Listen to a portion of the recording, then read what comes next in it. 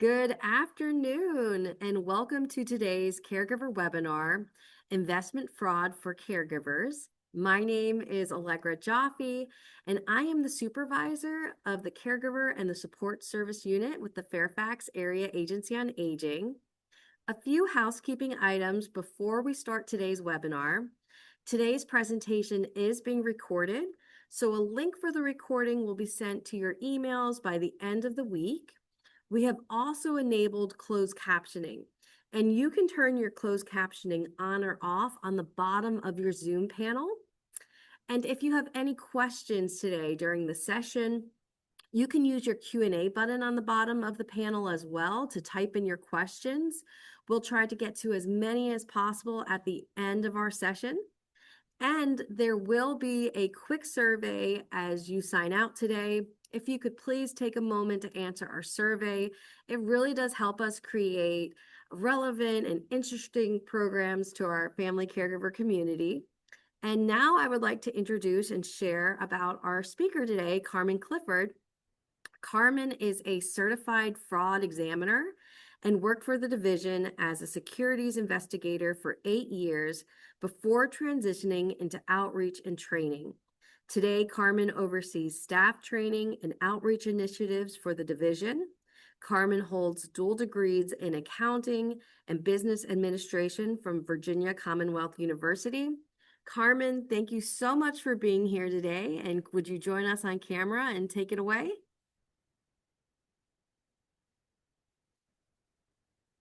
And then Carmen, if you can just unmute, and then you'll be ready to go. There you go.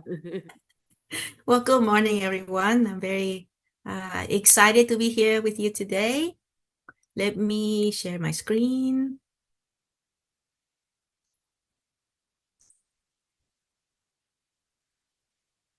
There we go. All right.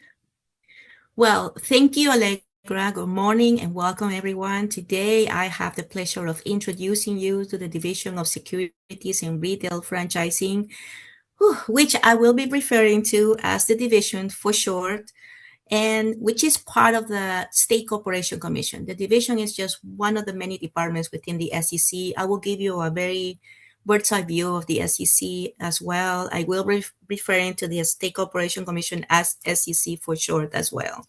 So just like Allegra mentioned, I serve as the Principal Training and Outreach Coordinator for the division, and I've been with the division for over 11 years. So let's just get started.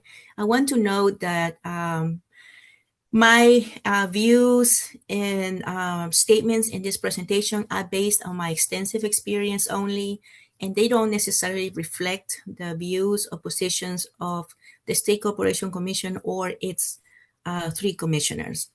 So as we move forward, please feel free to ask questions and participate, as you are a vital part in this conversation as well. So let's dive into the agenda. I just kind of want to give you a quick overlook of what we're going to be looking at today. First, I'm going to give you a bird's eye view of the State Corporation Commission, which is the big umbrella that houses many departments, including the division that I work at. Then I'm going to give you a closer look at the division and what we do. Then we're going to dive into senior financial exploitation, which is a topic that is very dear and close to my heart. And I'll share some staggering statistics with you as well. And finally, all is not lost, regardless of all the fraud out there. We are the first line of defense, and there are resources. It all starts with becoming aware and using the resources that we have so you can help the seniors in your life or even apply them in your own life. So with that, let's get started. Just a little bit about myself. Allegra already kind of told you most about me. Let me just tell you a little bit about my experience. As I said, I am a certified fraud examiner. I obtained that certification when I was a securities investigator for the division. That's how I got started there. One of the things that was eye-opening for me when I was an investigator was that when I interviewed victims of investment fraud, many of them were seniors, unfortunately. They had no idea about the existence of the State Corporation Commission or the division. They didn't know that we existed, that we could have helped them, that we have resources. They didn't even know that we investigated alleged investment fraud. So when the opportunity came up for me to work in outreach, I couldn't have been more thrilled. I immediately jumped at the opportunity to be able to be at the forefront. I really believe that we create awareness among Virginians of the division and the services that it provides. Regulation, even in broad terms, can really help people, if anything, have an idea where they can go for help. Today, I manage the division's Invest Wisely program, which is a communications program to create awareness about the division, securities regulation, the importance of doing business or hiring investment advisors who are registered, familiarizing yourself with the red flags of investment fraud, and contacting us with any questions or complaints. And we'll go over that today. So we do have a very robust agenda. Let's just get started with a little bit of an overview about the State Corporation Commission. So this current slide provides you an overview of all the powers and responsibilities of the SEC. This is key for understanding how the SEC works and functions. So the SEC powers actually come from legislation, right? It's enshrined in the Virginia Constitution. The SEC regulates anything from utilities, state charter financial institutions, railroad, securities, franchises, and it also serves as a central filing office for corporations, LLCs, limited partnerships, and more. Many people know about the SEC because of the clerk's office, because that's where businesses are conducting business in Virginia have to register their companies. What's unique about the SEC is the unique structure of it, right? We have administrative, legislative, and judicial powers. So what does that mean? It allows us to craft regulations, right? We make the regulations, we enforce them, and we can even take enforcement action. Like I said, we have actually a court of record at the commission, and commission decisions, court decisions, can only be appealed to the Virginia Supreme Court. So with that, so we are a very independent state agency. We are fully funded by the fees that we charge. We don't use tax dollars, and we're here to serve Virginians, of course. Now, just going down the organizational chart to the division, I really want to make sure that everybody knows that the division really plays a crucial role in the protection of consumers and maintaining a stable and transparent Virginia landscape as far as investment products. We do this through a three-pronged approach, right? We do it through education, compliance, and enforcement. Education is paramount for us, and that's where I come in, right? I seek to empower consumers and Virginians like us to create awareness, to have the right knowledge so that you can make informed investment decisions, and you can also recognize the red flags of investment fraud so we can reduce the incidence of investment fraud. And I'll share some statistics with you that are really eye-opening as far as the number of losses on this subject. Second, compliance, which we enforce through the registration requirement and audits, creates a level playing field for both consumers and businesses so they can adhere to Virginia investment laws. And lastly, enforcement is very important because it acts as a deterrent and it helps maintain the investment market stability.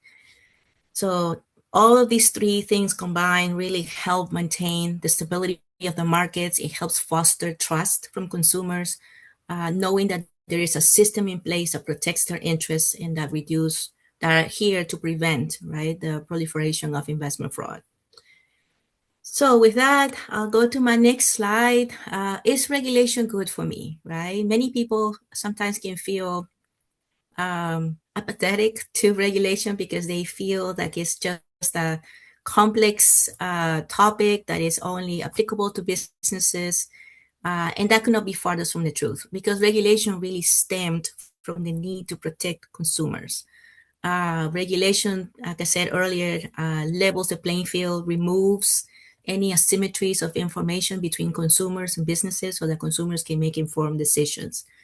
By safeguarding the integrity of the markets, we actually foster consumer confidence. Therefore, businesses, particularly smaller companies, can raise capital and they can grow their businesses, and this actually creates and fosters economic growth, which is good for everybody.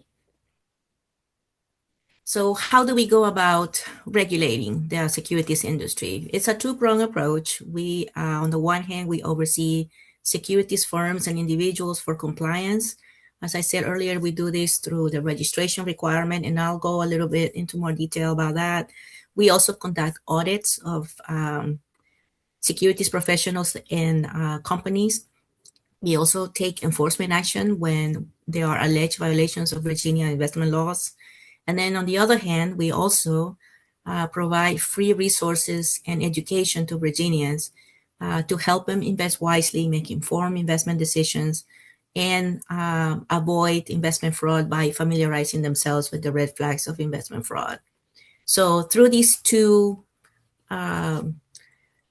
areas of concentration, we feel confident that we can level the playing field between businesses and consumers so that we can have a fair, transparent marketplace of investment products. So I'd like to start with a question. This is a question I asked in all my presentations, right? How many of you know that securities, meaning investment products, right? Any investment offerings. So how many of you know that investments and the people who sell these investments or the people that provide advice about these investments, like investment advisors, for example, for a fee, unless they qualify for an exemption, these investments, individuals and firms are required to be registered either at the federal level with the Securities Exchange Commission or at the state level with us, with the division. In my experience as a securities investigator, I found that it was very rare to find somebody that knew this requirement. And it's very problematic because everybody should know about this, because the first thing you should know when somebody approaches you, selling you an investment, offering you an investment, or offering their services as an investment advisor or a financial planner, the first thing you should do is make sure that they are registered. Through this dual oversight at the federal level and the state level, we ensure that individuals that are out in the market offering investment advice or offering investments are properly vetted, and we protect consumers against investment fraud and or malpractice.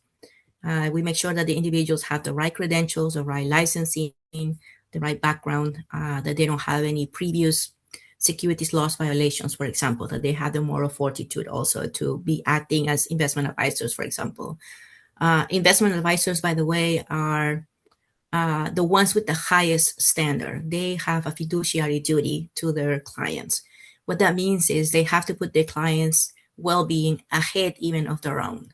So, for example, if an investment advisor who's crafting a retirement plan for you determines that you need to buy more stock and fewer bonds, they have to disclose to you if, by buying more stock and fewer bonds, if they're going to profit financially. They have to disclose that to you in commissions.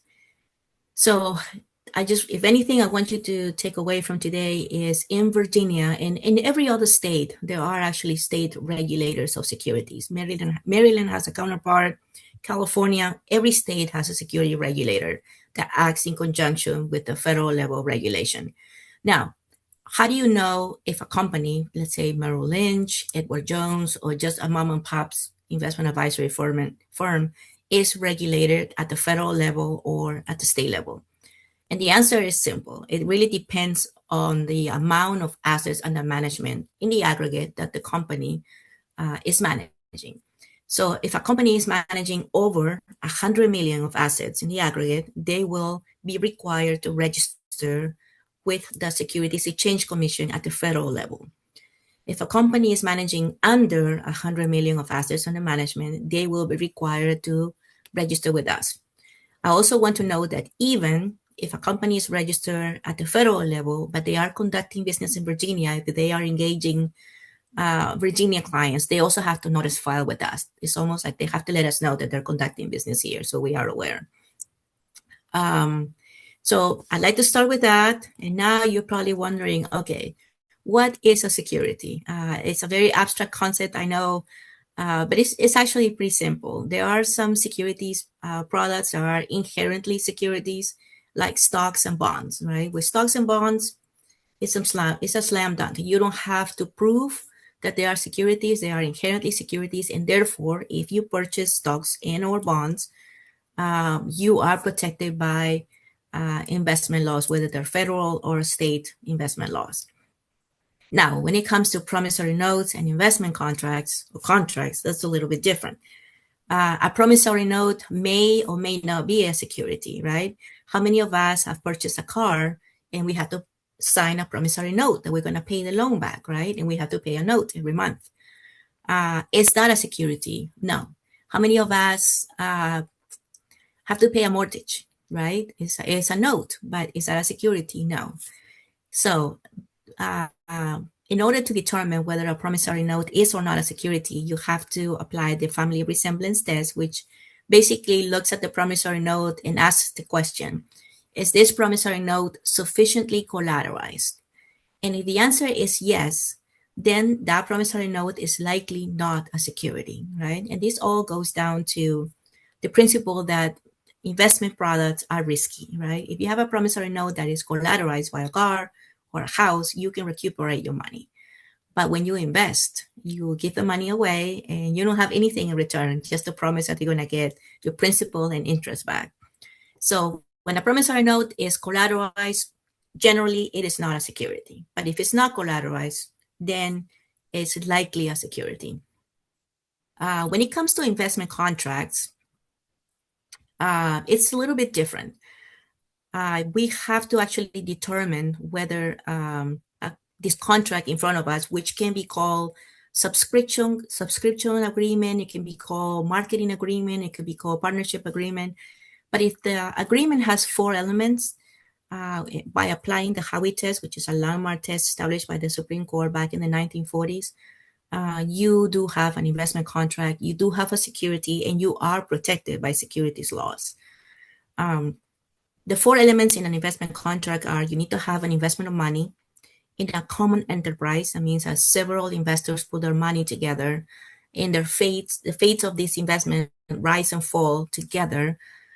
You have the expectation of profit. And the main part is these profits are substantially to come from the efforts of the person that sold you the investment or the promoter. So I'd like to share a little video with you. I can't remember if I put the volume in, share the audio. Let me see. If you can't hear anything, please, Allegra, let me know. Okay.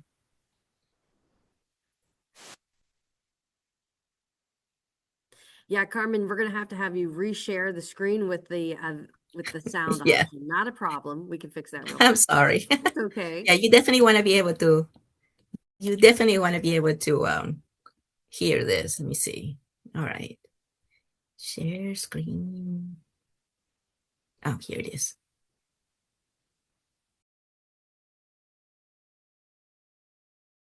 Follow the securities laws. What is the Howey test?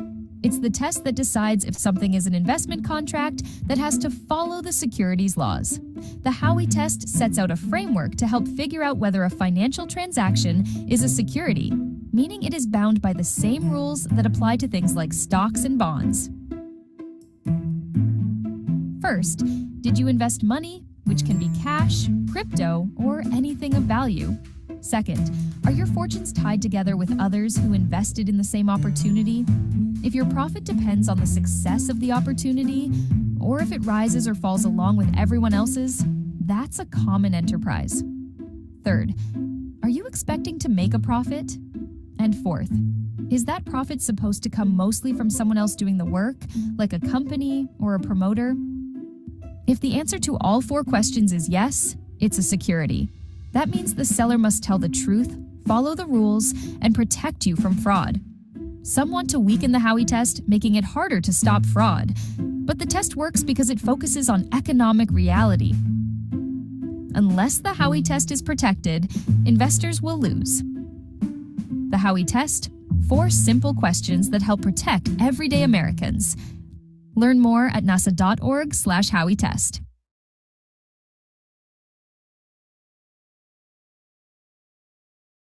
Carmen, if you can unmute again, it just automatically mutes you during the video.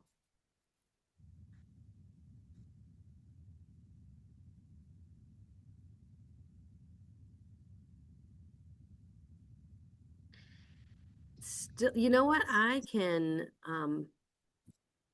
ask you to unmute. It should pop up and Oh, there gotcha. you go. You're good. Yeah, okay. I have to remember this on the next video. So now that we know what a security is, I'd like to go over what it is that we regulate, right? Now you know that we regulate investment offerings like stocks and bonds, investment contracts, promissory notes.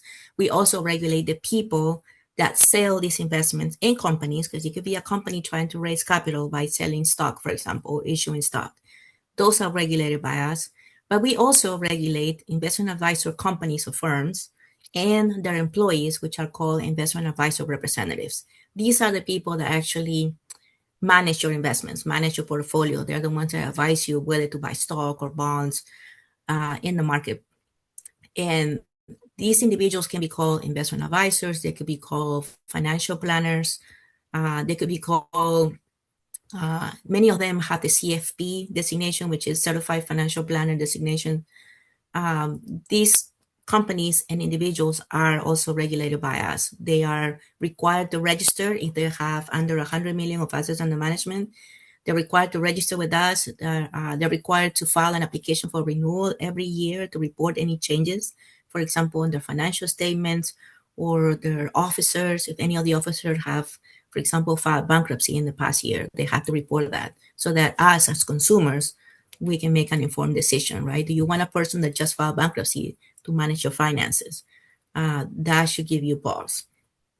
We also regulate or oversee broker-dealer firms, which are the companies, and their agents, broker-dealer agents. These are the people that actually transact the purchasing and the buying of securities. They just go on the stock exchange and they buy and sell securities, usually at the direction of investment advisor representatives.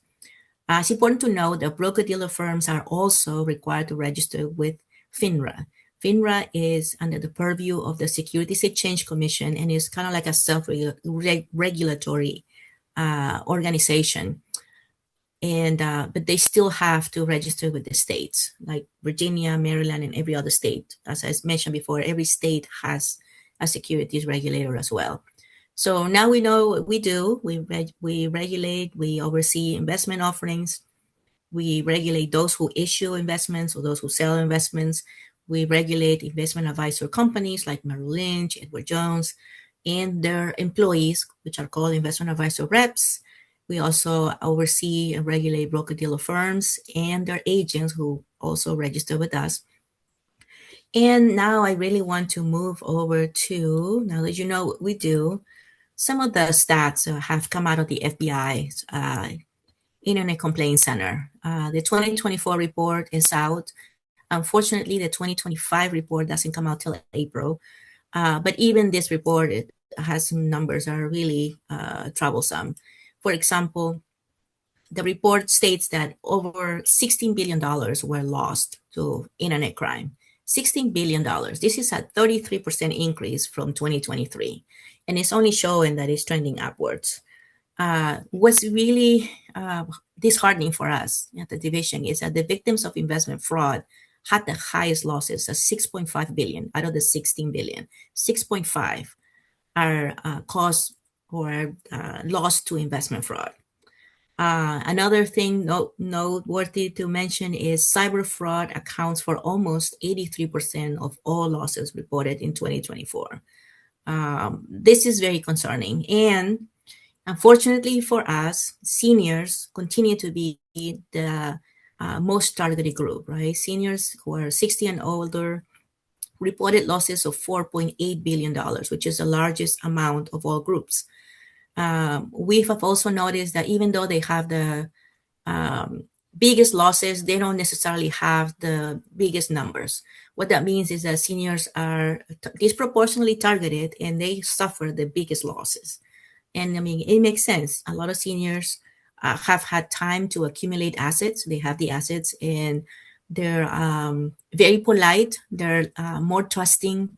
And for fraudsters, they make easy targets, unfortunately. And that's what we see, that the trend is definitely going upward. And the division, as well as the SEC, we're working very hard to educate seniors.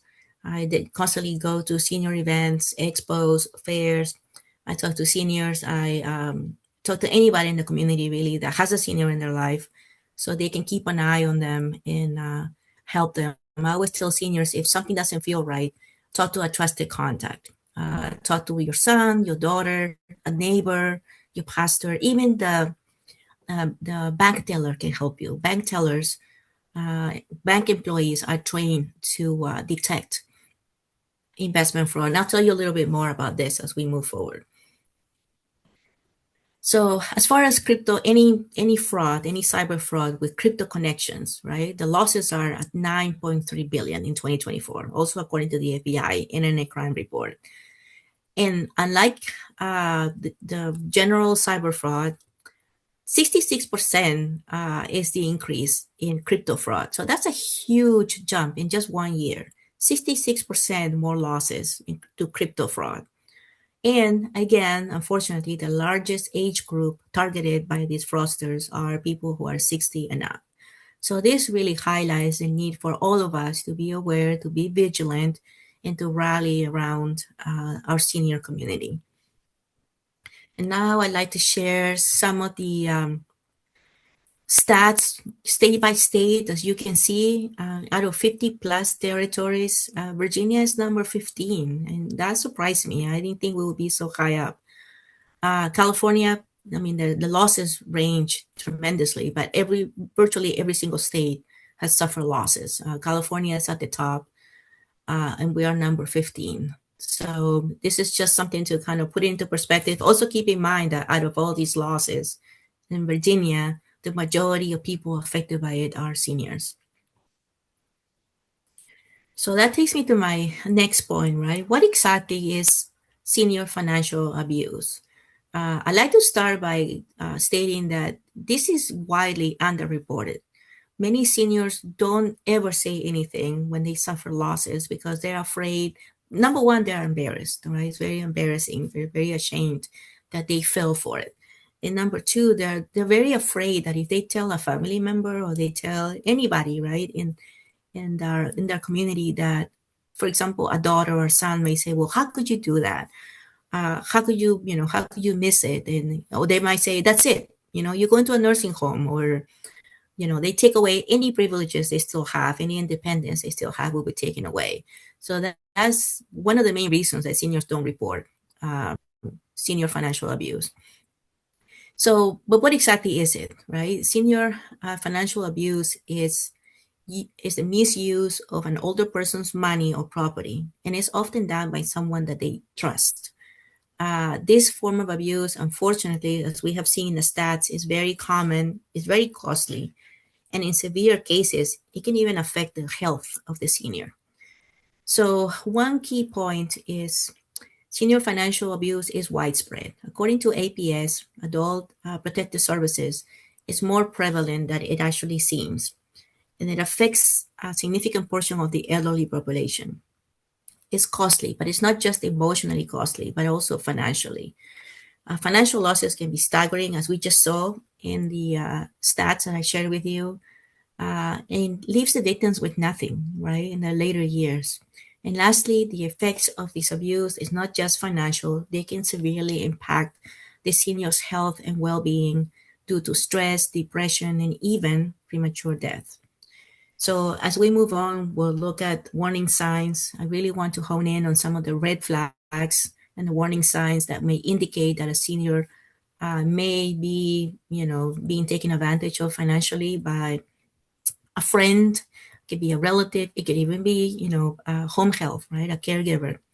So understanding these signs is crucial to further understand the risks and to protect our senior community.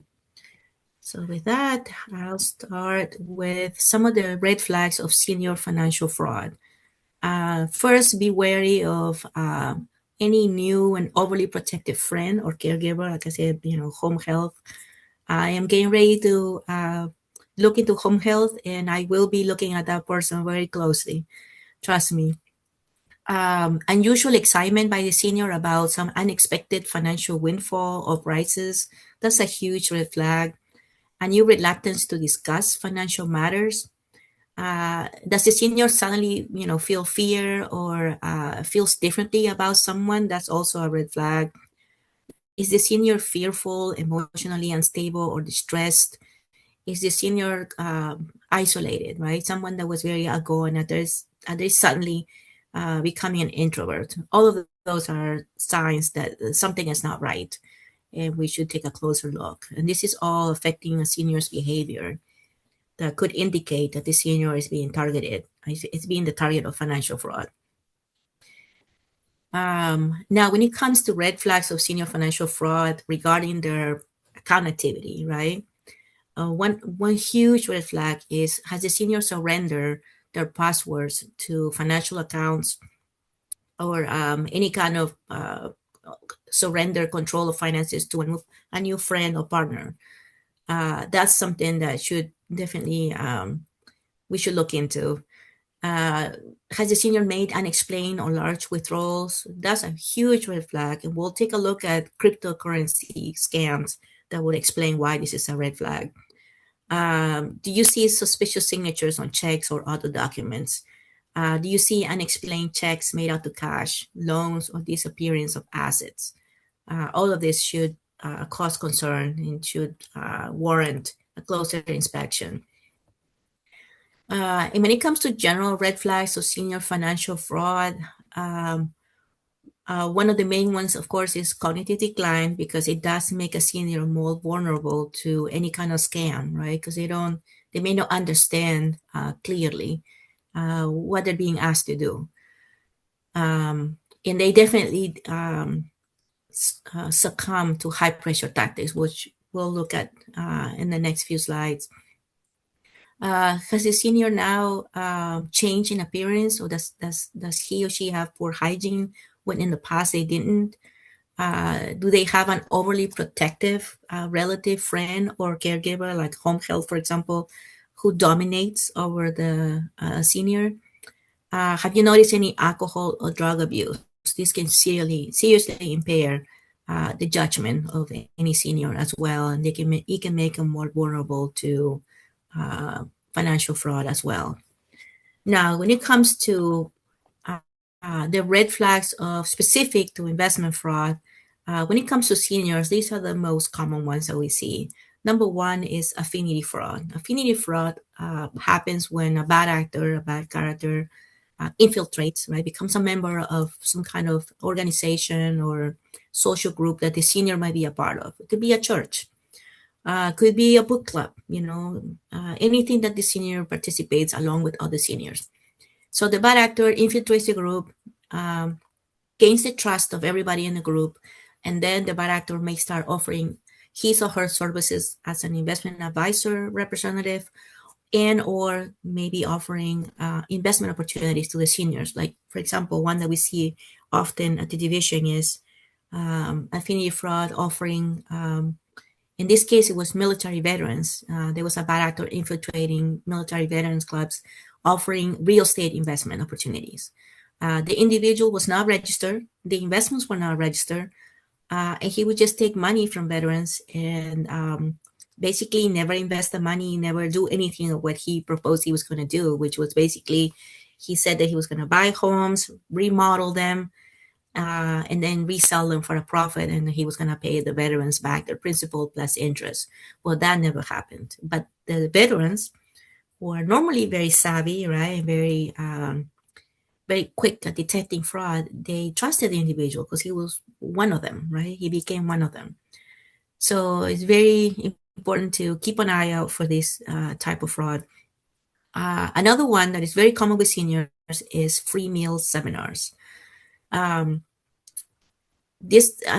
received invites in the mail, right? As soon as I turned 50, I received an invite to go to a free meal seminar. Basically, they invite you to a very fancy restaurant, an investment advisor representative, usually, or financial planner, and then they want you to hire them as one on the spot, right? They apply high pressure tactics, HPT.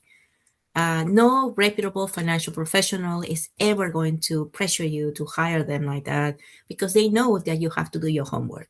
You have to make sure that they're registered, right? You have to check into the background. How could you possibly do that while you're eating a dinner? You can't. So be very wary of this, especially if a senior in your life is invited to these free meal seminars. If you can, go with them, or if anything, they're perfectly legal. It's just the high pressure tactics that is problematic. And seniors, as I said earlier, they're very polite. And there's this reciprocity principle that they feel like they have to hire them because they were just offered a very nice meal. And that's not the case. So another red flag is when somebody offers you an investment with guaranteed returns. There's no such a thing. As I mentioned earlier, all investment products are risky, right? By nature, they're not collateralized. Of course, they're risky. So if anybody offers you guaranteed returns, walk away. This is a scam, and please report any of this to us. And then finally, relationship scams, romance scams, and crypto scams. Now they have merged into new types of scams, which are called pig butchering, and I'll go over that a little bit more detail so that you kind of know what it looks like. Pig butchering is a new scam. It could be romantic or not, in which the scammer or the fraudster makes contact with the target, with the victim, over long periods of time. So they take their time. They're not going to ask you for money within a week or two. Sometimes it can take up to 2 years. They groom you, right? Here's the victim, right? Little piggy. They groom you. They set a hook. If you bite the hook, if you engage with them when they send you a text in the beginning, they keep contacting you, right? The scammer gains your trust, and then soon after, once they know that you are right, they're grooming you, you're getting bigger, right? Little piggy is getting bigger. They'll start offering you investments funded via cryptocurrency, and these are fraudulent investments. So because you know the person, or you might be in love with the person, right? The victim usually does what the fraudster wants me to do, right? The scammer will instruct the target to go to a legitimate crypto exchange and purchase crypto, right, with their money. So they'll have to withdraw money, or you can even use a debit card at a crypto ATM, and I'll show you how that works.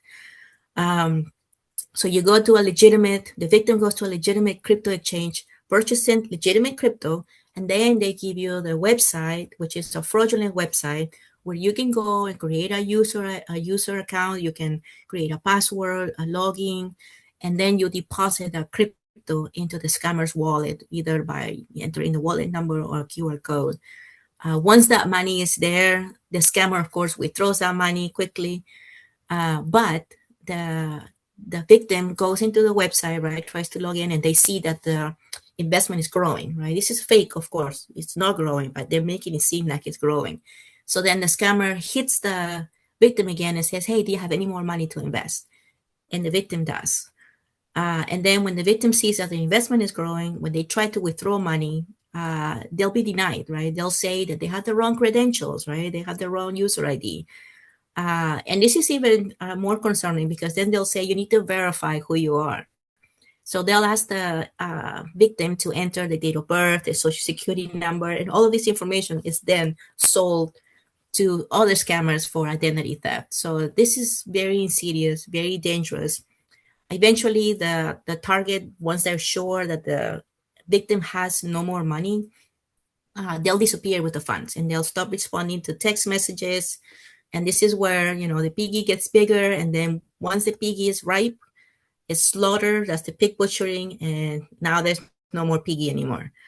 And I also want to note that even after seniors, or anybody really, because this targets any age group, after the victim is finally realizes that they've been scammed, they're going to be contacted probably by the same scammer now saying that they can recover the funds for them for a fee.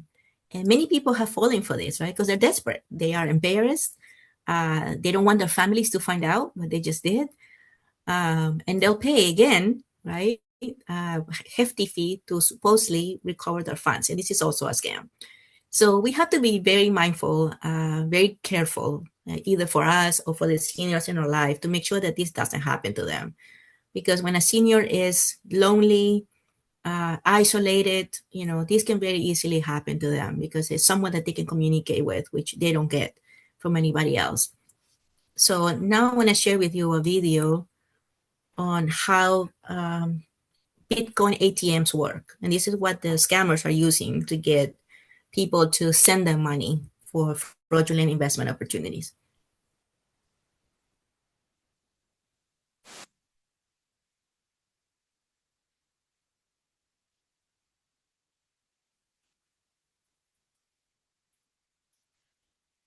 Carmen, is there supposed to be audio for this one too? Yes. Okay, if you can mute, let me see if that works. Okay. All right. Mute yourself.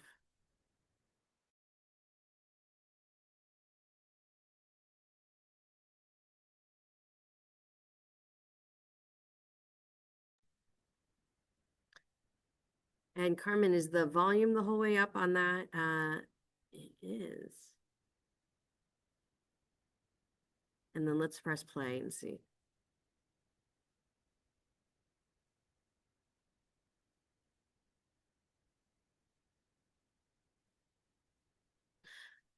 How strange, Carmen. It's still not doing the audio. And I know that you just did the reshare. Let's see if you want to try to reshare one more time with the sound, we can try that.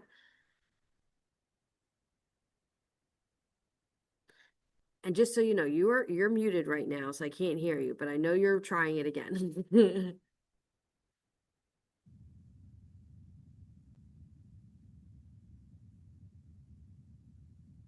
Okay, so I can see the pig butchering. Bitcoin ATMs are no longer just for buying crypto. They've become a key part of an elaborate fraud that's costing people their life savings.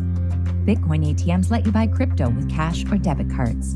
They look like regular ATMs found in everyday places like malls or convenience stores. The scam starts with contact from a stranger. Their goal? To convince you to take your cash to a Bitcoin ATM. They'll tell you it's for a high-profit investment or an urgent payment. They'll tell you to scan a code. What you're really doing is sending your money directly into their digital wallet. Don't fall for the trap. Here's how to protect yourself. First, slow down. If you're told to go to a Bitcoin ATM right now, it's a scam. Next, never withdraw cash in response to an unexpected call or message. Never click on links or answer unexpected calls, messages, or computer pop-ups. Report it as junk to your carrier. And finally, if someone tells you your investment is a secret, that's a trap. Remember, for most Bitcoin ATMs, there are no limits on how much you can deposit, so no limits on how much you can lose. They don't verify the ID of the sender or recipient of a crypto transaction, so there's no way to trace your money once it's gone. They're not registered with any governmental agency, so agencies have a hard time helping. And there's no fraud prevention or reimbursement policy. The bottom line is simple. Crypto transactions are designed to be anonymous and instant. Once your money is gone, it's gone forever. To learn more, contact your state or provincial securities regulator.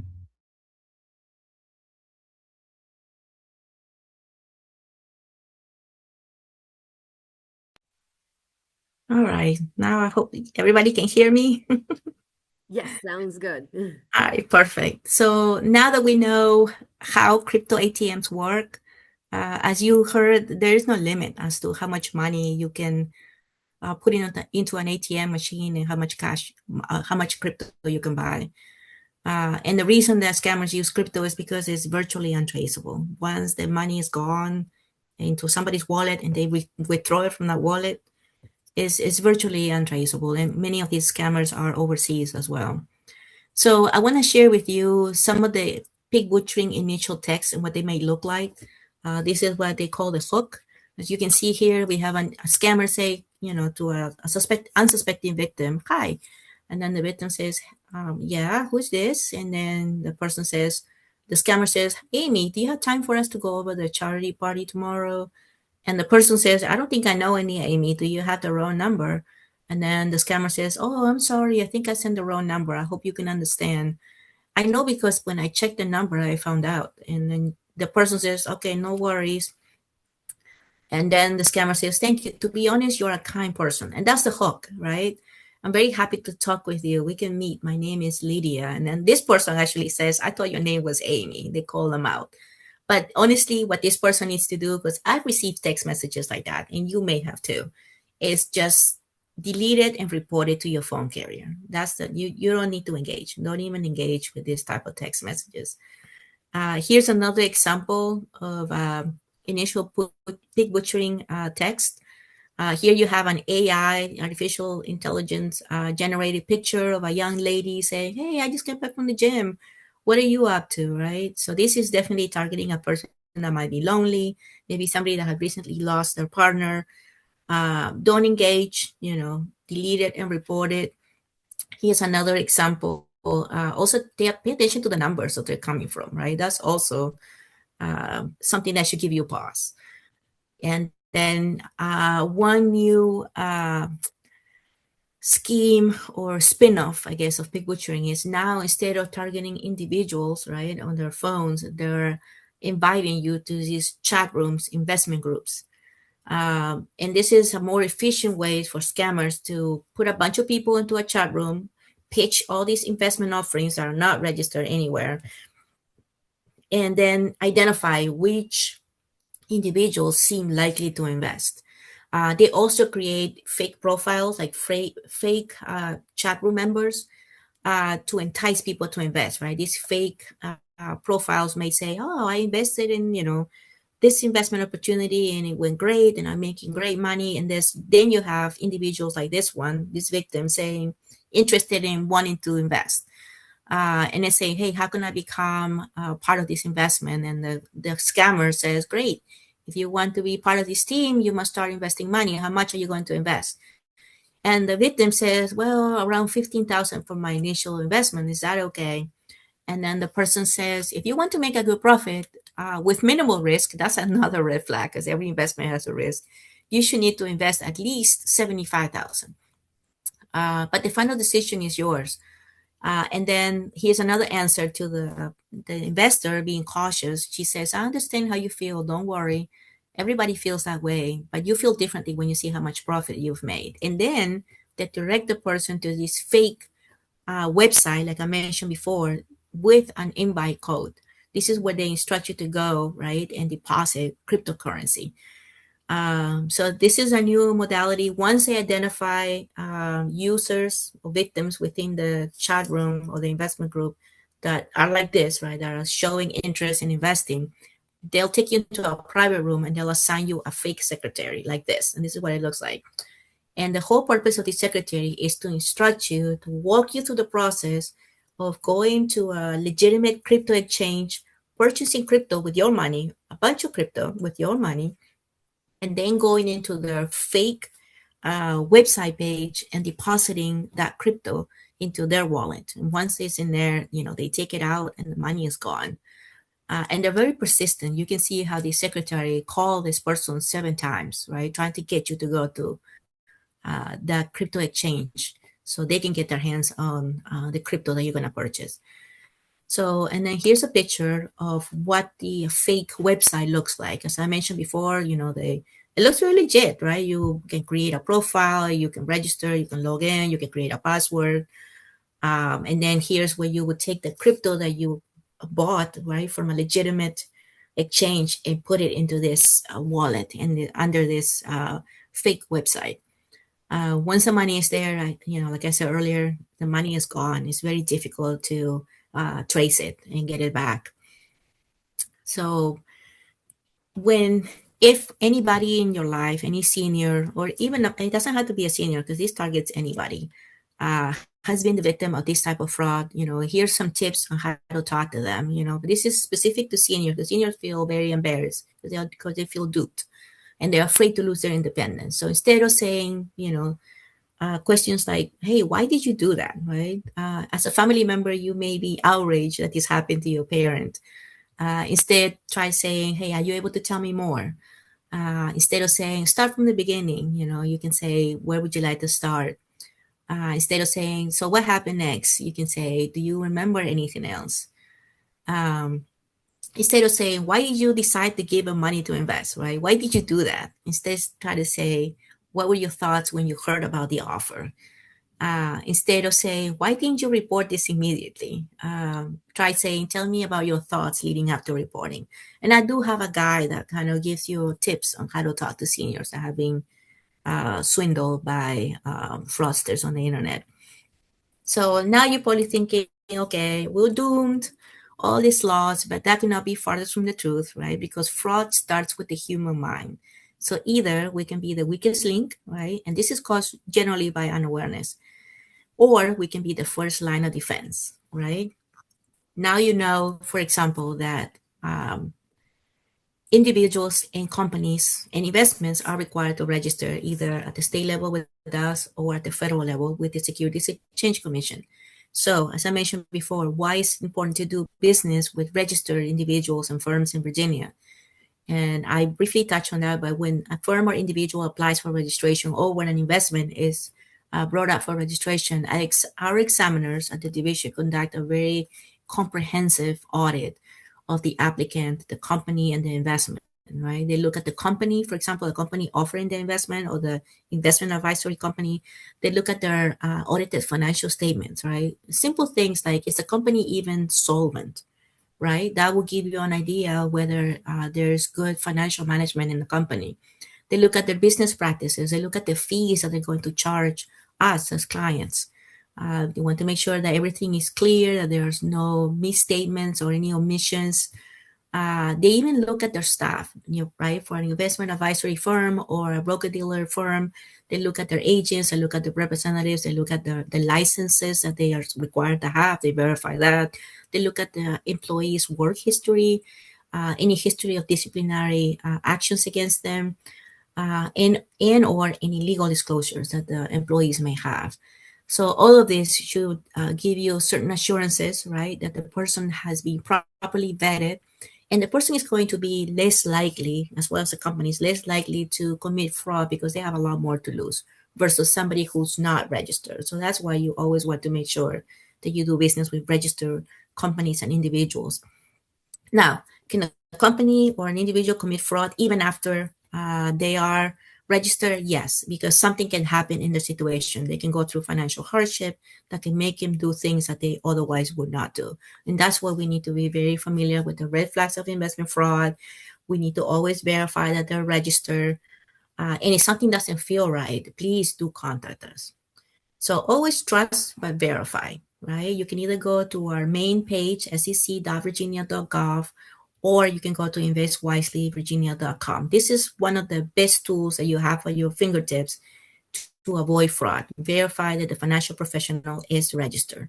So this is a snapshot of our main webpage, right? You want to go over to investments, click search, and then you're going to land on our main page, which can also be accessed by going to investwiselyva.com. And you can look at regulatory activity. You can look up an individual and a firm to see if we've already taken enforcement action against them. You can file a complaint, and you can check the registration status of a professional. Just make sure you go to the check registration widget and click search, and you're going to land in this page. In this example, you enter the name of the individual or the firm, and you get the results. In this example, this person or this firm is unregistered. That's not what you want to see. Make sure that you are under the broker-dealer and investment advisor tab as well. So on the next example, same page, right? We enter the name of the firm and the individual, and it does say that they are registered. So this is good. This is what you want to see. But you also need to pay attention to the registration date, because this one is very dated. And as I mentioned earlier, every year, firms and individuals are required to renew their registration. So if you come across something like this or somebody who's unregistered, please report it to us. And finally, to recap, I'd like to just stress these 4 points. Number one, always trust but verify, right? Verify that investments are registered, verify that firms or companies are registered, verify that individuals are registered, or if they are exempt. You can contact us and we can tell you if they are exempt. Always be familiar with the red flags of senior financial abuse and investment fraud so you can better identify any warning signs. Visit our webpage, use our free resources, and I'll share some of them with you today. And please contact us with any questions or to report anything that doesn't seem right. Anybody that's not registered, please report it to us. Any suspicions of potential investment fraud, please report it to us. You can file a complaint right on our webpage, as I showed earlier. And here's some of our resources. We have resources for caregivers, how to report financial fraud for seniors, senior financial exploitation and abuse. What are the warning signs? We kind of went over some of them. How to report senior financial abuse, how to talk to seniors that have been the victim of investment fraud. This is a very important one that I wanted to share with you. We also have more resources on how to check a broker dealer or investment advisor representative, how to make sure they're registered, what questions to ask. And we have also a brochure on investment fraud, which I share with Allegra in PDF form for you. And finally, I have some pictures of our outreach events. As I said, we cover all of Virginia, so I travel extensively, and I really enjoy what I do. And I'm hoping to make a difference. If anything, just by talking to you, please spread the word. Let other ones know about securities regulation and the incidence of investment fraud so they can keep their eyes open and they can contact us with any questions or complaints. And with that, I finish my presentation today. Thank you so much for allowing me to talk to you today. I'm very thankful to be able to share this with you, as this is very important to me, very close and dear to my heart. And with that, I'm open for questions. My contact information is here. If you want news from us, follow the SEC on X, Facebook, or LinkedIn. Thank you so much, Carmen. What a great presentation. So much new information too. I learned a lot, so thank you. And Thank you. for our audience, we just have a few minutes left, but you are welcome to put your questions in the Q&A box and we can go ahead and get to a few. Carmen, someone wanted to know, how do you know the difference from a crypto ATM from a regular ATM? They look very similar, but the crypto ATM will have the sign Bitcoin, or it'll tell you that they accept crypto, that you can buy crypto in them. But they look very similar, and they're located in gas stations. I mean, just like, or even grocery stores. They look very similar. You just have to kind of see if they allow you to buy crypto or not, because it'll tell you. Okay, so it'll be defined on this ATM machine, even though they look very Yes. similar. There will be something on there that says crypto. I believe we have quite a bit in Fairfax County. From what I've heard, is there's a lot out there, and so, Yeah. so something to be And there's no mindful. limit. You can buy $100,000 of crypto with using your debit card. Wow. So there is like no limit, and the machine doesn't verify your information or the information of the owner of the wallet that you're gonna be Mm, sending that to. You can send it through the crypto. No, I'm sorry. First, you purchase the crypto, right, with your mm, debit card, mm, and then they give you a wallet, and then you go into this mm. fake website and you deposit the money into their wallet, and then that's it. The money is gone. Yeah. It's a very quick and efficient way for scammers to get a hold of your money. And seniors, unfortunately, are targeted because they're trusting, they're polite, and they have the assets. Mm, mm, mm, someone also asked, can the video you're going to be be shared with others? Yes, and this video you'll get a link, but it's also going to be on our YouTube caregiver playlist. So anyone is welcome to watch this video and the recording afterwards. Another comment was, why are the crypto ATMs so unrestricted? It seems crazy unsafe, which is why scammers are using this more and more. Do you know why they are unrestricted, or how did this get to this point? Well, it was created to be decentralized and unregulated, and you have to wonder, why. I understand that some states, I don't believe Virginia is one of them yet, but some states are moving towards obtaining more information, right? More checks and balances. Before you can purchase crypto, they're requiring more information about the purchaser. If you're going to deposit crypto, they are requiring more information about the owner of that wallet. But if they send you to a fake website created by the scammer, there's not going to be, right, anybody checking who owns that wallet. So Mm-hmm. honestly, the best line of defense is awareness. Don't engage, right? If you have a senior loved ones, I mean, I have my parents with me, and I keep a close eye on them too, because with AI, I realize that sometimes my father, for example, sees something on Facebook and he thinks it's true, or he sees news and he thinks they're true. So you kind of have to educate them and say, hey, not everything on social media is true. You always have to verify everything that you see.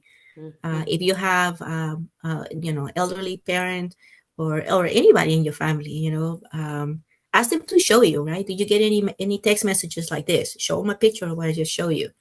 That could be a starting point. Say, hey, I've heard about these scams. Have you ever gotten anything like this?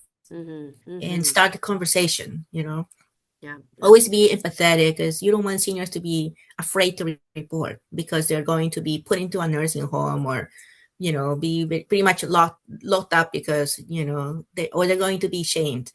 You don't want anything like that, but you do want to start the conversation with them and educate them. I do my own parents, and it's interesting because I tell them, this is what I tell people in the community, and I said, I do it at home too. Yes, yes, yes. What are some resources people can go to for help if they have been scammed? So if they already have been scammed, do you have some resources as well? Yes, in the trifolds that I shared with you, it tells you exactly who to contact. It could be state police, depending on what type of scam it is. If anything involving investments, whether it's crypto or regular dollar amounts, you can contact us. We work with the FBI. Any internet crime, the IC3, and it's on the brochures, the IC3 Internet Crime Complaint Center by the FBI also keeps track of that. And it's important to report it to them too, because they keep statistics like we saw today. Uh, and they put the resources accordingly. But all the resources, all the numbers to call are in there. You can always call us, and if it doesn't pertain to us, we'll refer you to the right agency as well. We always do that. Absolutely. And we folks sent out quite a bit of resources today. So you're getting the slide deck, and then I believe you got about 9 other handouts that Carmen has provided. So it's all going to your email. And if you share this with friends, you can share the resources too. Feel free to forward those around. So I know we're at the end of our hour. We're a little bit over, but thank you so much, Carmen, again, for your time and sharing this education with our community. I wanted to thank everybody in the audience for being with us the past hour. We know how valuable your time is today, too. And I wanted to invite you all to our next webinar, which is going to be Medicare, Medicaid, and Long-Term Care, What You Need to Know. That will be on Wednesday, April 15th from 12 to 1 p.m. And just a reminder to please fill out that survey. It does help us to know what topics you're interested in that we can tailor our webinars to. And I hope everyone has a terrific afternoon. Thank you again for being with us. Thank you, Carmen. And I hope Thank you. everybody takes care. Thank you.